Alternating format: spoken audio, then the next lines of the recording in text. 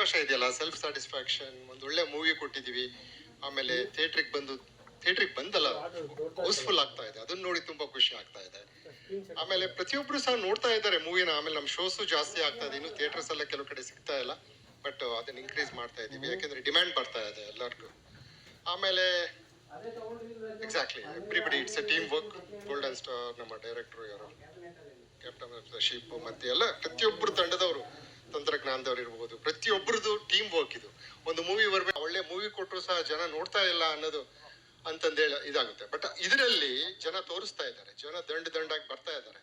Multiplex ಆಗಲಿ, single theatres ಆಗಲಿ, ಎಲ್ಲದೂ ತುಂಬಾ ಅಂದ್ರೆ ಹೌಸ್ಫುಲ್ ಆಗ್ತಾ ಇದೆ.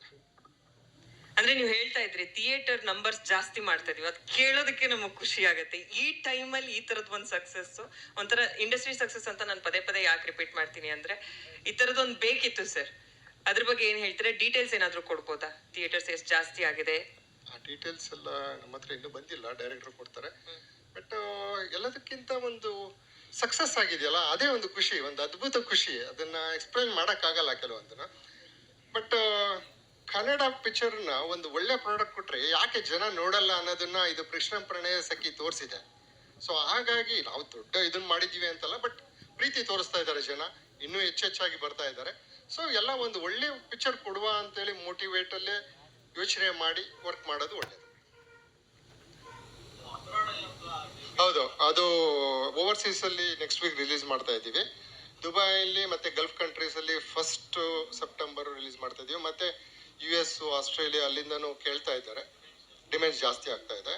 ಸೊ ಅಲ್ಲೆಲ್ಲ ರಶ್ಮಿ ವೆಂಕಟೇಶ್ ಅವರ ಟೀಮು ಅಲ್ಲಿ ರಿಲೀಸ್ ಮಾಡ್ತಾ ಇದ್ದಾರೆ, ಡಿಮ್ಯಾಂಡ್ ಕೇಳ್ತಾ ಇದ್ದಾರೆ. ಈಗ ಫಾರ್ ಎಕ್ಸಾಂಪಲ್ ನಮ್ಮ ಕನ್ನಡ ರಂಗ ಅಂದ್ರೆ ನಾವು ಎಲ್ಲಾರನ್ನು ಪ್ರೀತಿ ಮಾಡ್ತೀವಿ, ಎಲ್ಲಾ ಭಾಷೆನೂ ಪ್ರೀತಿ ಮಾಡ್ತೀವಿ, ಆಯ್ತಾ?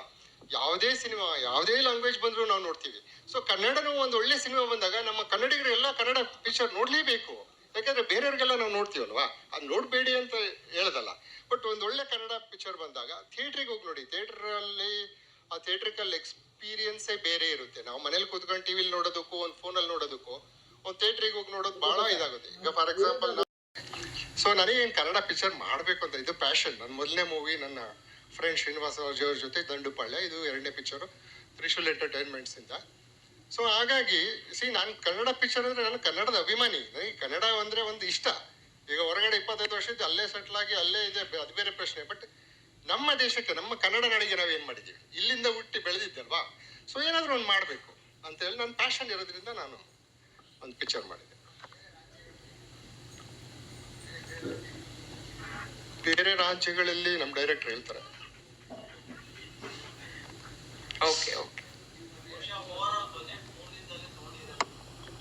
ಅಲ್ಲ, ಬಡ್ಜೆಟ್ ಬಗ್ಗೆ ಮತ್ತೆ ಮಾತಾಡುವ, ಫ್ಯಾಕ್ಟ್ಸ್ ಅಂಡ್ ಫಿಗರ್ಸ್ ಆರಾಮಾಗಿ ಮಾತಾಡುವ. ಇದು ಜಸ್ಟ್ 3 ದಿನ ಆಯ್ತು, ಬಟ್ ಇಷ್ಟು ದೊಡ್ಡ ಸಕ್ಸಸ್ ಕೊಟ್ಟಿದ್ದಕ್ಕೆ ಪ್ರತಿಯೊಬ್ಬರಿಗೂ ಯಾವ ರೀತಿ ಕೃತಜ್ಞತೆ ಹೇಳ್ಬೇಕಂತ ಗೊತ್ತಿಲ್ಲ. ಬಟ್ ಡೆಫಿನೆಟ್ಲಿ ಒಂದು ಹ್ಯಾಪಿ ಮೂಮೆಂಟ್ ಇದೆ. ಪ್ರತಿಯೊಬ್ಬರು ಸಪೋರ್ಟ್ ಮಾಡಿ ಮುಂದೆ, ಅದೆಲ್ಲ ಇಂಪಾರ್ಟೆಂಟು. ಆಮೇಲೆ ನಮ್ಮ ಚಿತ್ರರಂಗ ತಂಡದಿಂದ ಅಸೋಸಿಯೇಷನ್ ಇಂದ ಪೂಜೆ ಮಾಡಿದ್ರು 14th, ಅದು ಸಹ ಬ್ಲೆಸ್ಸಿಂಗ್ ನಮಗೆ ಬಂದಿದೆ.